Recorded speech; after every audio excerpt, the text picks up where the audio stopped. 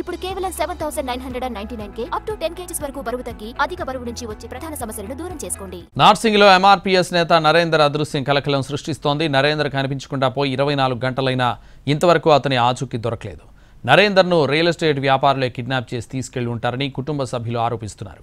నరేందర్ చివరిసారి వెళ్లిన బృందావన్ కాలనీలో ఒక సైట్ దగ్గరకు పోలీసులు వెళ్లి పరిశీలించారు. అక్కడ మారణాయుధాలతో పాటు కుక్కలు ఉండడం పలు అనుమానాలకు తావిస్తోంది. ఆ సైట్లో ఎవరూ ఉండకపోవడంతో దానికి సంబంధించిన రియల్ ఎస్టేట్ వ్యాపారులే నరేందర్ను తీసుకెళ్లి ఉంటారని పోలీసులు అనుమానిస్తున్నారు. నరేందర్ ఆచూకీ కోసం పోలీసులు 4 ప్రత్యేక బృందాలను ఏర్పాటు చేశారు. వాళ్ళ ఫ్రెండ్స్ అంతా ఏం పేరు అయిన పేరు హరికృష్ణ ఇన్సుబాయ్. ఇప్పుడు కంప్లైంట్ ఇచ్చిరా మీరు? మేము నైటే ఇచ్చాము. ఏమంటారు మరి? వాళ్ళు వచ్చారు కదా హరికృష్ణ ఇన్సుబాయ్, వాళ్ళు మాట్లాడుతున్నారు.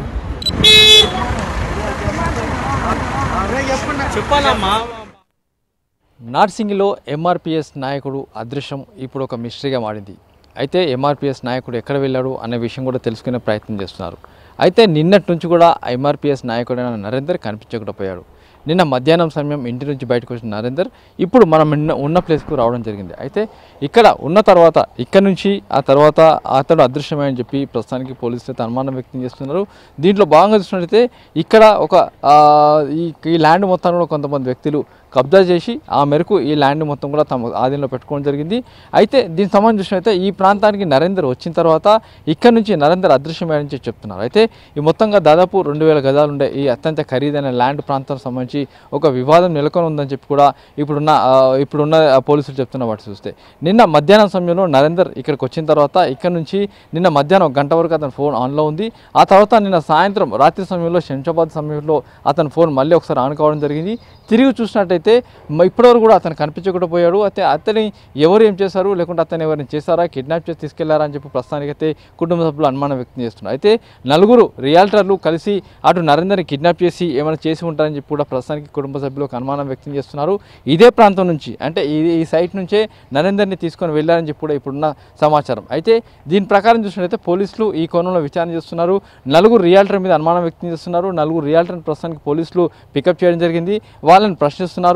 అయితే నరేందర్తో పాటు మరొక వ్యక్తి మొత్తంగా ఇద్దరు కూడా నిన్న సాయంత్రం నుంచి కనిపించకపోవడంతో ఇప్పుడు ఒక తీవ్ర సంచలనం రేకెత్తిస్తుంది. అయితే ఎంఆర్పీఎస్ నాయకుడు నరేందర్ ఆచూకీ కోసం పోలీసులు ప్రత్యేక బృందాలు ఏర్పాటు చేశారు. ఇప్పటికైతే నరేందర్ సంబంధించిన లాస్ట్ లొకేషన్ కేవలం అటు శంషాబాద్ వరకు లభించడం జరిగింది. ఆ తర్వాత అతని లొకేషన్ కూడా లభ్యం కాలేదు. అయితే ఇక్కడ ఉన్న రియల్ ఎస్టేట్ వ్యాపారులే ఆ నరేందర్ని పికప్ చేసి తీసుకువెళ్ళి ఏమైనా చేసి ఉంటారని చెప్పి అనుమానం అయితే వ్యక్తం చేస్తున్నారు. ఇప్పటికైతే ఈ కోణంలో అయితే విచారం చేస్తున్నారని చెప్పి అధికారులు అయితే అంటున్నారు.